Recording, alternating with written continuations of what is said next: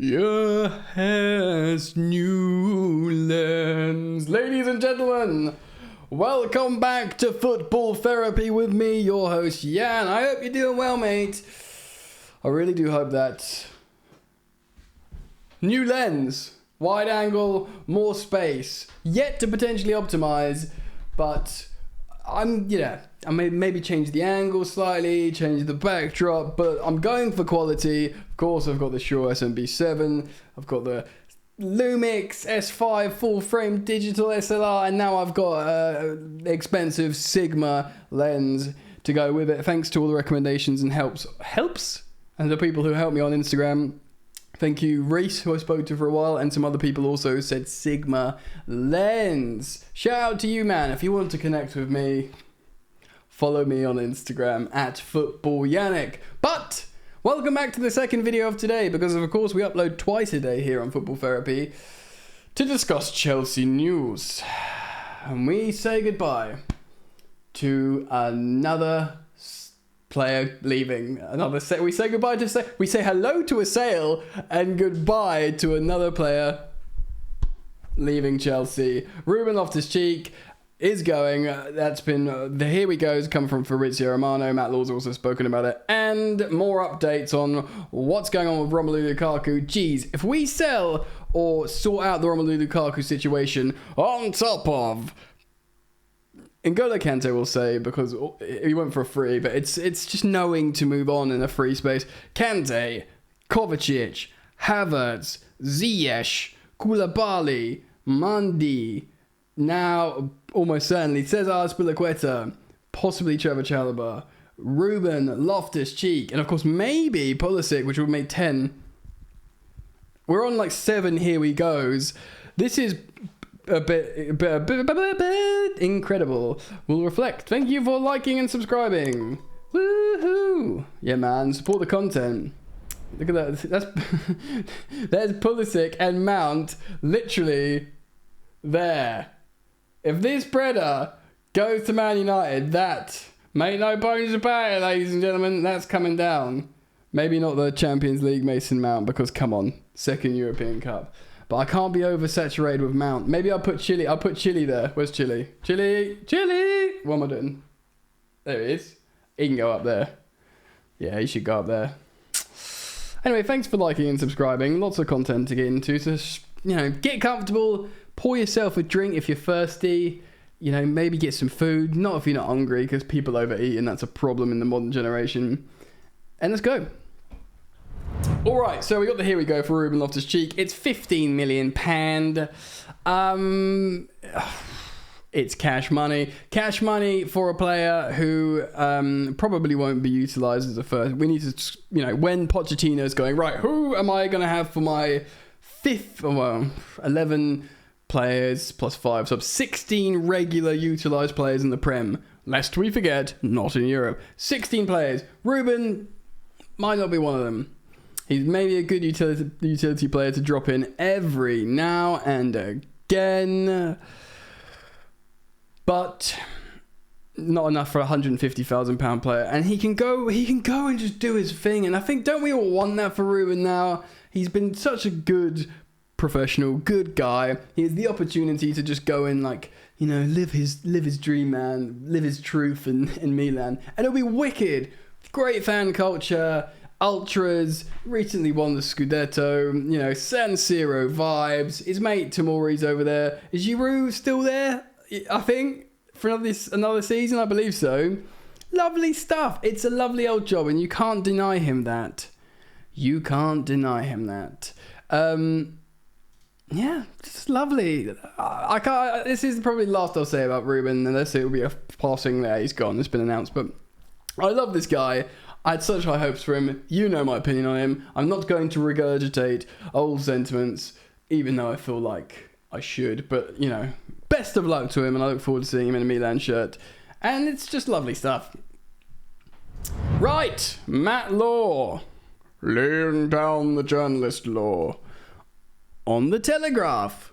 Inter Milan set for new Romelu Lukaku bid as Chelsea stand firm on exit. Stuff that we spoke about this morning, but a fresh article all the same. So let's see what this man is saying. Chelsea have already rejected one offer from Milan to take Lukaku back on another season-long loan. But the Italians are set to make a new bid. Yes, we reacted to Italian articles about how Inzaghi was like, dude, you have to give us Lukaku. As in, like, not to Chelsea, but to Inter, the board, saying, we've lost Dzeko, Lukaku was coming into form, you know, he makes sense. We trust him to develop. And Inter are pretty screwed for money-wise, but, you know, they might sell Lautaro still. You know, they're going to sell Onana, probably for a lot of money, probably to Manchester United. They're going to have MPs. They might buy Trevoh Chalobah. Who knows? Inter are likely to propose signing Lukaku on another season-long loan, but this time with the option to buy? Well, surely Chelsea would put on an obligation to buy for 30 million euros. I thought they'd already bid that and we'd have rejected it. Chelsea are expected to insist on an obligation. There you go. Because you do not want to loan him again, take another financial L, and a 31-year-old Lukaku bowl up like, hey guys, I hate you.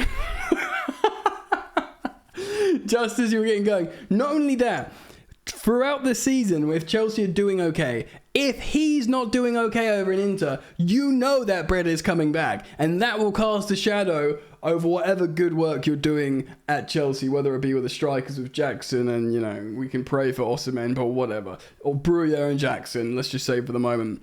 Knowing that, you know, a Lukaku with terrible attitudes coming back. Ugh. So Chelsea to insist on an obligation, which I imagine you endorse, rather than an option, but there's a feeling that a deal can be agreed. It remains to be seen whether or not Inter could eventually try and sign Lukaku permanently this summer if they sell goalkeeper Andre Onana, who Chelsea were interested in. And now there is a target for Man United. Lukaku has told Chelsea his priority is to return to Inter, and sources close to the player have been dismissive of the supposed interest of AC Milan. Well, it wouldn't surprise you, but yeah, the way he sort of makes kissy faces at Inter, you know, I know he's a pro at upsetting fans, but that would be the cardinal sin. Actually, saying that, loads of players do go across in Italy, in Serie A. It's not actually that bad. Even though there's such a peculiar rivalry between Inter and Milan. They are city rivals. They share a stadium, but they don't actually hate each other as much as you'd think. They've got this weird like sibling thing going on, and loads of high-profile players have gone between the two. I'm thinking of Zlatan and other footballers. My head's gone blank. There's loads, but you know there is loads. I don't know. Yeah. Anyway, he wouldn't want to go to Milan because he'd be like, "Oh, Inter, I love them so much. My name's Romelu Lukaku." That's flawless impression. So while the player is unlikely to be keen on the prospect of moving to Juventus, why not? Go to Juventus. They got money, haven't they? Oh no, they don't have money. They don't have money because they had the points deducted and they have no longer got the UCL qualification. Though it has been spoken about, and I believe Matt Law said this in a previous article, that Chelsea could try and sign Dusan Vlahovic, of course, of Juventus, and sell Lukaku the other way. It would obviously probably pay a bit more. Like Vlahovic's value is more than Lukaku at this point. He's younger. Despite probably Lukaku performing better at the arse end of Serie A than Vlahovic. But, you know, maybe Chelsea say, right, we'll give you Lukaku and 20 million. Give us Vlahovic. Or maybe a bit more money. Who knows? Pulisic? People in Italy like Pulisic. Chelsea had hoped to sell Lukaku to Saudi Arabian club Al Hilal. I bet they had. Because they're like, yeah, we're going to give money. And just sort of maintain this relationship with Saudi. And by the way, more articles have since come out since I've spoken about it, reiterating that there is no conflict of interest with the PIF, the Saudi government, you know, Crown Prince stuff, and Chelsea Football Club. They have a relationship through business, but there's no complicated interest. We did a video on it.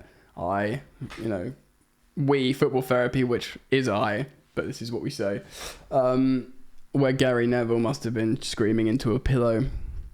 But the Belgium is yet to accept the offer, as he wants to focus on returning to Inter and probably just Europe. I kind of get that as well. Like, you know, getting farmed out at 30 years old when you don't want to go. You know, fair play to a degree if he's not chasing the bag. Having successfully set up deals to host one-to-away players, Chelsea are keen to find a solution for Lukaku as quickly as possible. They probably would love to do it in the next 2 days so they get him in that, you know, financial fair play period where we are. I've got the cutoff as 30th of June. So Lukaku will be a huge one to get the, you know, the long-term debt, like, what's it called? Amortized debt, or what's it called? Negative funds. You know what I'm talking about. My brain fails me. Sources in Italy believe the club's tough stance over a sale will eventually have to soften, as all parties acknowledging that forcing Lukaku to return to Chelsea could be damaging. I agree with that one. New head coach Maurizio Pochettino, he's magic, you know, starts work on Monday with the players due in from Tuesday. Jesus. So he's like, right, this is the place. Here are all the players. Wow. Actually, I suppose that how long do you want to be walking around Cobham by yourself? A day is probably enough, isn't it? And yes, we're right to assume that just, yeah, like, come on, bro. Like, he's doing more than, he's doing stuff now. He started work, essentially. Those who've had international duty, including the aforementioned Romelu Lukaku, will have longer time for him to not, you know, stink the gaff out with his negative attitude. Pochettino ideally does not want to take anyone else with him to the United States, who fly out on July the 17th. That's plenty of time, really. Is it? I mean, it is. Is it? I mean, even like people like Aspi, if we just say, thank you for your service, Capitan, we'll rip up your contract, go free, you're free now, go and do your thing. You know, he doesn't have to find a club immediately, but at least we know the squad's smaller already. That leaves Chelsea needing to strike a deal with Lukaku before then. Well, I did like before then, which is like what? 20? No, what? 20 days. Oh my god, I can't count. Anyway, point being is it's a quite amount of time, but probably doesn't let us in for this financial period, which we are trying to get done in the next 3 days. You know, Romelu Lukaku, the big era of Chelsea Football Club in the modern era. You'd have to say worse than Werner, worse than Torres. Just really bad. Really, really bad. Lots of lovely sentiments for Ruben Loftus-Cheek across the fandom social media sphere. And of course, I did some more Mason Mount stuff this morning.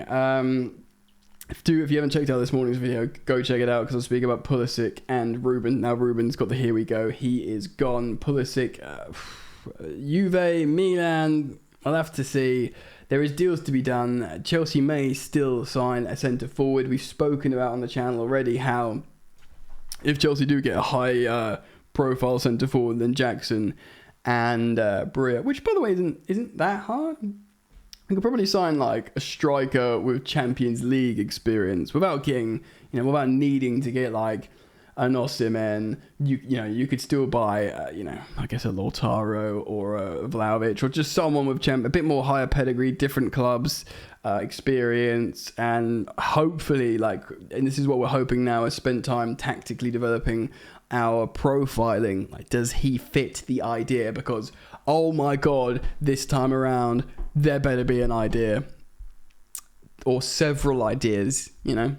And then should we get said striker, then Jackson could play out wide, and we could have Noni Madueke is great, and he will develop hopefully into something quite special. But he's still England under 21 player, and he's only playing in PSV, and he wasn't even in the first team for them for quite long until he came to Chelsea. And then you could have Jackson playing out wide, moving down through the middle. Someone in the comments, not corrected me, but highlighted the fact how Jackson, when he was moved into the lone centre-forward position for Villarreal, that's kind of when he started banging goals. So maybe you don't want to move him out. Maybe you do. Maybe when Jackson, we get the here we go, which should be imminent. Maybe it literally is a case of him down the middle, Noni on the right, Mudryk on the left, or even Sterling on the right and Mudryk on the left, or Sterling on the left. Those three wingers. I can't see Noni playing on the left, but well, maybe. But he's so left-footed and likes to come inside. Lots of stuff to consider anyway. Guys, stories are breaking all the time because we've got so many players that need to leave. There will be follow-ups on, fleetingly mentioned players that we will need to talk about, like Trevo, Azpilicueta. Watch this space. I still haven't actually done a proper story on Diogo Jota because it's been a few days since that broke, and I'm not so sure if that's going to happen because that would be quite a profound investment, possibly more than the quote for Andre Onana. Very, very interesting. And Matt Law has spoken about like how Chelsea still consider Mike Maignan, but they quoted 80 million for Maignan. That's too much for a goalkeeper right now. I know everyone thinks the Premier League's flush, but that is too much. That's too much money, man. And I actually got to a point where I was like, I don't care, Onana and Maignan. And then the more I watched Onana towards the end of the season and the Champions League final, I was like, bring me Andre Onana, a footballing goalkeeper who's confident and makes loads of saves. Does look like he could be reunited with Eric Ten Hag at Manchester United. Just spend all your money on him, mate, and don't buy any more players, you silly sausages. What do you think? I'll be very keen and interested to learn your comments or your thoughts in the comment section. Let me know what you think of the new lens. It should be a thing of beauty. Right now, we're recording in OBS Studio, which is the software almost all YouTubers record in. It's like pristine, beautiful quality. I'm looking at it now. But obviously, when it exports, it like nerfs the quality a little bit. And YouTube isn't always too kind to quality. I need to find a way to make it, optimized without making the file too big. But hopefully this quality is good enough. So I'll be very interested to learn what you guys think. Thank you for liking and subscribing. Keep it locked because even if something pops off tonight, I'll make a video. And I'd love for you guys to attend and watch. So thanks again. See you soon.